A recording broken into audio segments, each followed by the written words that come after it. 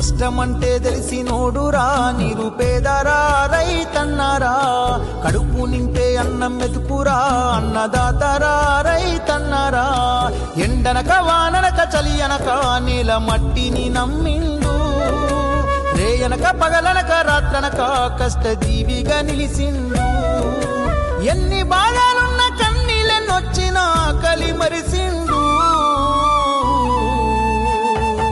మన ఆకలి తీర్చిన అమ్మ ప్రేమరా అన్నరా రైతన్న మన ఆకలి తీర్చిన అమ్మ ప్రేమరా అన్నరా రైతన్న కష్టమంటే తెలిసినోడురా నిరుపేదరా రైతన్నరా కడుపు నింపే అన్నం మెతుకురా అన్నదాతరా రైతన్నరా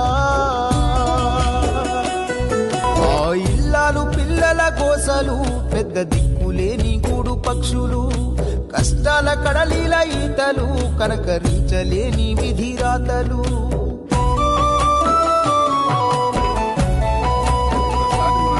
ఏది రైతన్న రాజ్యమురా ఇది కన్నీళ్ళ కాలమురా ఏది రైతన్న రాజ్యమురా ఇది కన్నీళ్ళ కాలము. పాలకుర్తి ఎమ్మెల్యే గారికి జనగాం జిల్లా ఇరిగేషన్ అధికారులకి దేవరుపుల పాలకుర్తి నుంచి వచ్చిన విజ్ఞప్తి. నీళ్లు లేక ప్రజలు చాలా ఇబ్బంది పడుతున్నారు. మనం కోలుకొండ చౌడూరు కొత్త చెక్ డ్యాం వరకు నీళ్లు వచ్చినాయి. చౌడూరు పాత చెక్ డ్యాము, రంభోజగూడెం, పెద్దమడూరు, కడువేండి, చిన్నమడూరు, దేవరుపుల, కామారెడ్డిగూడెంకి ఇంకా నీళ్లు రాక చాలా ఇబ్బంది పడుతుంది. మేము ఉన్నప్పుడు బీఆర్ఎస్ పార్టీగా ఉన్నప్పుడు కేసీఆర్ గారి దయాకర్రావు గారి ఆధ్వర్యంలో ఎండాకాలంలో కూడా చెక్ డ్యాము నింపుకోగలిగాము. వాటర్ లేవా, వాటర్ స్కేర్సిటీ ఉన్నదా, లేకపోతే వాటర్ నింపుతారా, చెక్ డ్యామ్ నిండితే అనేది మీరు చెప్పాల్సిన అవసరం. ఎందుకంటే రైతులు వేచి చూస్తున్నారు, రైతులు చాలా ఇబ్బంది పడుతున్నారు. మీరు ఇక్కడ నవాపేట నుంచి సింగరాజపల్లి మరియు పెద్దమడూరు, కడివెండి, సీతారాంపురం, ధరావత్ తండ, కామారెడ్డిగూడెం, దేవరుపుల చెరువులు కూడా నింపాల్సి వస్తుంది. అటు సైడ్ నుంచి మన గణపూర్ ఆయకట్ నుంచి మాదాపురం, ధర్మపురం, దేవరుపుల గోపి చెరువు నింపాల్సి వస్తుంది. మళ్ళా మనకి నవాపేట నుంచి మన గుండాల మాట్లాడిందా మీరు అది వేరే సార్. ఇప్పుడు నేను ఇల్లంద దగ్గర మీకు చెప్పేది ఇల్లంద గేట్ ఇల్లందది వేరు, బొందవాగ్ది వేరు.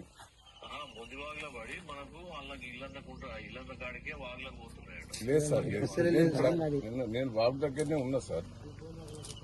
ఒక చిన్న రిక్వెస్ట్ మీరు ప్రతి సంవత్సరం ఓపెన్ చేస్తున్నా. ఆ ఇల్లంద దగ్గర 282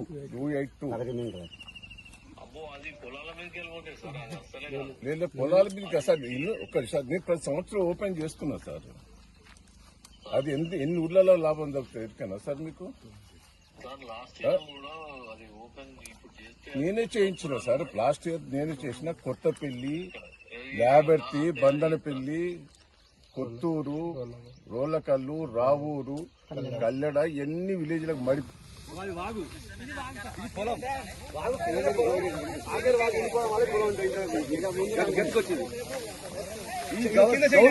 కాంగ్రెస్ పాలన వాళ్ళకి దౌర్భాగ్య కాంగ్రెస్ పాలనే వద్దు, ఈ పాలనే వద్దు, ఈ పాలనే వద్దు, కాంగ్రెస్ పాలనే వద్దు. అంత వెళ్ళిపోయింది, అంత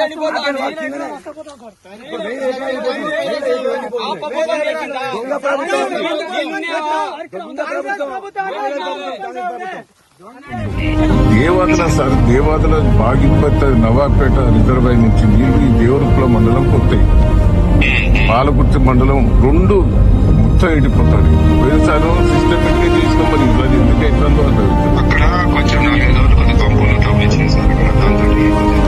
ఆ పంపులు ఇచ్చినాయి కరెక్టే సార్. తర్వాత మళ్ళీ రికవరీ అయినాయి. మీరు మళ్ళీ వాళ్ళకి పైసలు పేమెంట్ చేసిందట. మళ్ళీ అన్ని వస్తలేవు కొద్దిగా స్పీడప్ చేయడానికి.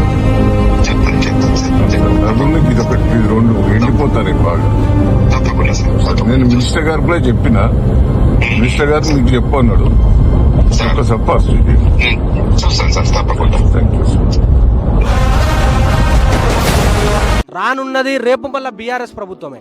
ఇక్కడ మళ్ళీ బీఆర్ఎస్ సంబంధించిన దయాకర్ రావు గారు ఎమ్మెల్యే అవుతారు, మంత్రి అవుతారు.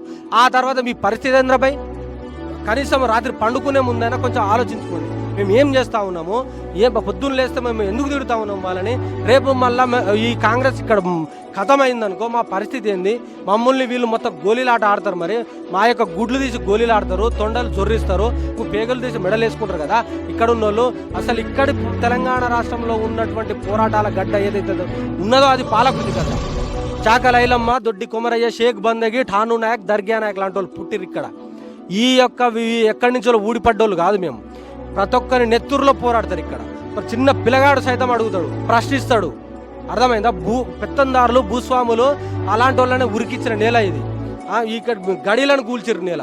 వీళ్ళు పెద్ద సమస్య కాదన్న. బీఆర్ఎస్ పార్టీ పక్షాన మేము ప్రజా పోరాటాల ద్వారా చేయలేక కాదు, చేద్దామని ఆల్రెడీ రైతులు కూడా సిద్ధపడి ఉన్నారు.